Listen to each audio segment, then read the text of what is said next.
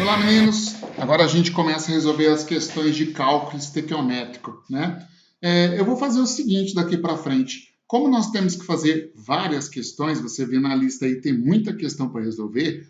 Para cada aula eu vou colocar 2, 3 questões, depende de quanto tempo a gente gasta para resolver a questão. Se a aula ficar muito comprida, eu fragmento. Se não, eu coloco 2 ou mais questões para a gente resolver, beleza? Assim eu acho que vai render mais. Enunciado da questão número 1 diz o seguinte, ó. O etanol proveniente da cana-de-açúcar é um combustível de fonte renovável. A queima do etanol praticamente não contribui para o aumento do gás do efeito estufa, como ocorre com a queima da gasolina, que é um combustível de fonte não renovável. A equação da reação de combustão do etanol é representada na equação. Então, aqui, essa questão já oferece uma facilidade em relação a muitas outras de vestibulares. Ele deu a equação, inclusive a equação balanceada, né? Na combustão completa de 2 mols de etanol, a massa produzida de gás carbônico em gramas é quanto? Vamos lá, então? Olha só. Aqui, ele já forneceu para a gente a equação balanceada. Você lembra do nosso procedimento padrão? É bom que você tenha ele aí em mãos para ir seguindo, né? Mesmo que você tenha isso num post-it, numa folha resumo, não interessa. Vai lendo, vai acompanhando, porque assim você acaba decorando esse procedimento. É fácil de fazer. Aqui eu estou colocando no meu slide, ó. Então, primeira coisa, escrever a equação balanceada que representa o processo. Nós já temos, até porque a questão forneceu. Segundo, os coeficientes estequiométricos indicam a proporção em mols. Como a equação já está balanceada, esse 1 é o coeficiente do etanol, esse 3 é do oxigênio, 2 do gás carbônico, 3 para a água. Portanto, nós sabemos que 1 mol de etanol reage com 3 mols de gás oxigênio, formando 2 mols de gás carbônico mais 3 mols de água, dados da equação balanceada fornecida pelos coeficientes estequiométricos da equação, certo? De acordo com o nosso procedimento, chegou a hora de fazer o quê? De você fazer uma mudança de unidades de acordo com o enunciado da questão. Agora é que vem a tal da interpretação de texto. Essa fase é importantíssima. No enunciado ele fala o seguinte, ó, na combustão completa de 2 mols de etanol. Quando ele menciona o etanol no enunciado da questão, ele fala em mols. Portanto, aqui, ó, eu vou deixar a quantidade na unidade mols. No caso do etanol, não preciso converter unidade de medida nenhuma, né? Continuando o enunciado, ele pergunta a massa produzida de gás carbônico. Quando o enunciado se refere ao gás carbônico, a pergunta dele é em relação à massa. E massa medida, se você olhar nas respostas, em gramas. Então, eu sou obrigado a converter aqui de mol para massa, senão eu não consigo resolver a questão. Presta atenção aqui numa coisa. Isso que a gente fez aí agora é técnica de prova. Faça igual na sua prova, faça igual na sua lista, faça igual nas suas questões.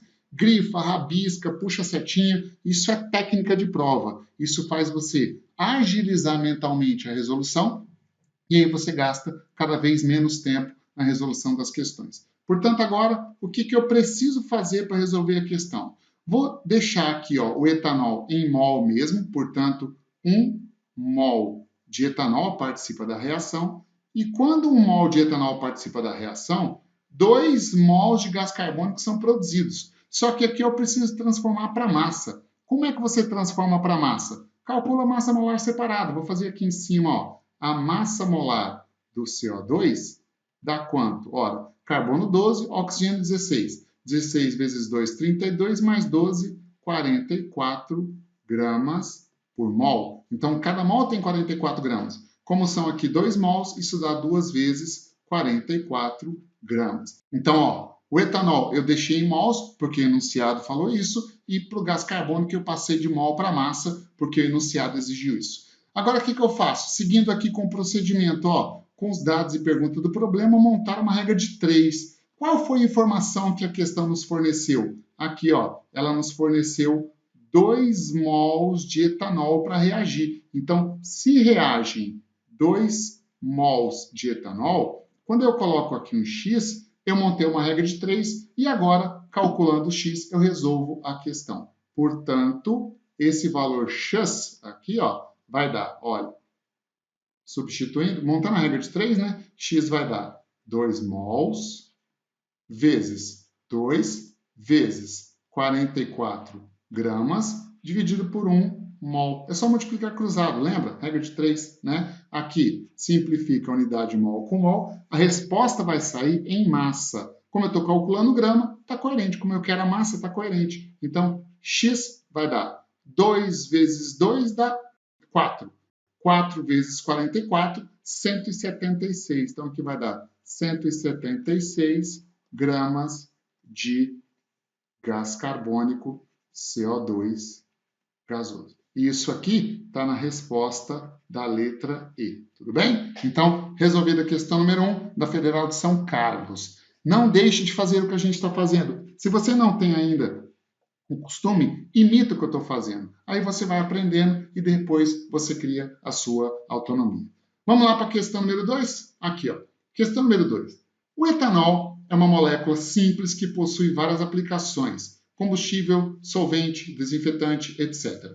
Um dos processos industriais de produção de etanol é a hidratação do eteno. Aqui ele forneceu o eteno, hidratando e reagindo com água, né, para produzir etanol. Deu a temperatura e a pressão do sistema. Assinale o número de mols de eteno para formar aproximadamente 22,4 litros de etanol na temperatura e pressão da reação. Bom, primeira coisa que eu te pergunto, essas condições, deixa eu pegar uma marca-texto aqui, ó.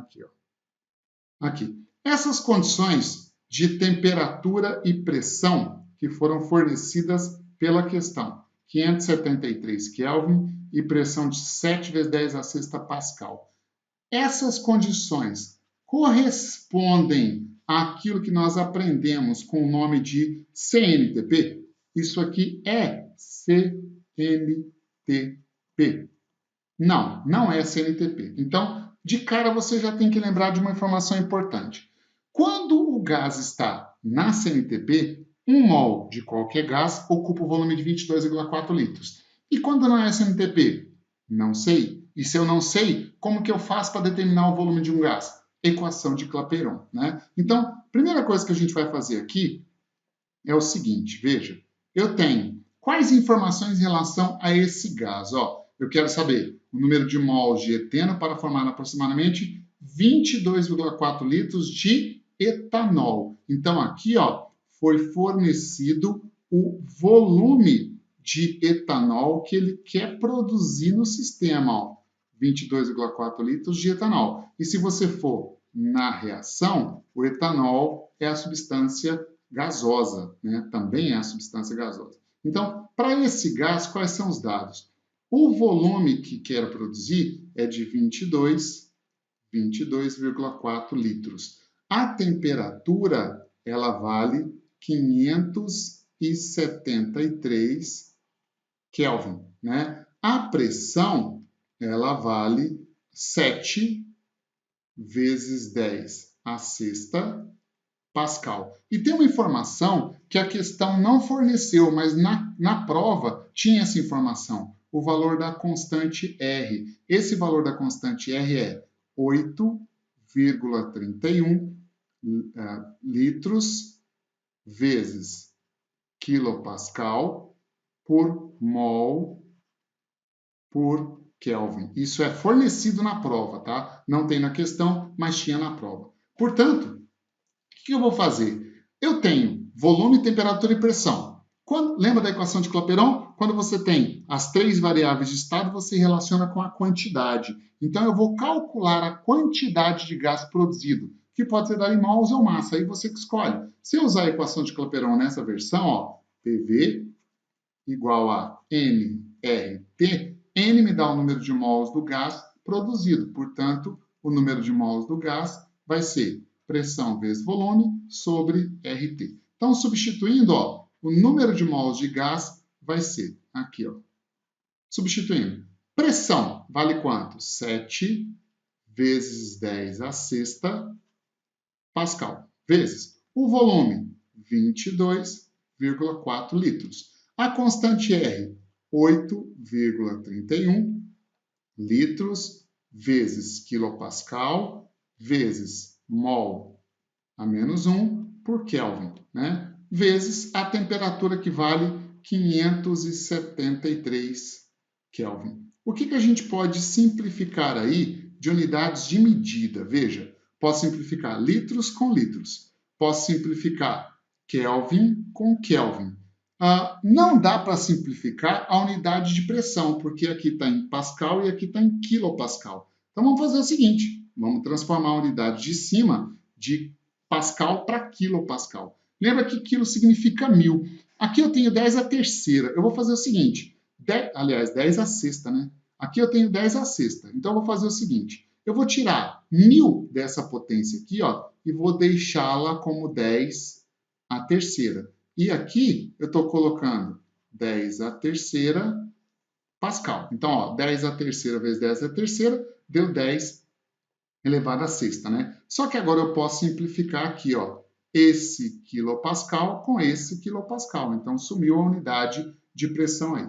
Quando você fizer agora esse cálculo, vai dar 7.000, porque 7 vezes 10 à terceira é 7.000, né? 7.000 vezes 22,4, dividido por 8,31 e dividido por 573. Esse cálculo já encerrado, já terminado, ele vai dar 33, ó, 33 aproximadamente, né? 33 mols de etanol, que é C2H5OH. Então, eu já tenho a quantidade de etanol produzido não mais em volume, mas em mols. Com a quantidade de etanol agora em mols, eu posso relacionar com a estequiometria do processo. A equação foi fornecida. Está balanceada? 2 carbonos, 4 mais 2, 6 hidrogênios, 6 hidrogênios está balanceada assim. Portanto, ó, 1 mol de eteno reage com 1 mol de água, produzindo 1 mol de etanol, certo? O que eu já tenho? Já tenho a equação balanceada e tenho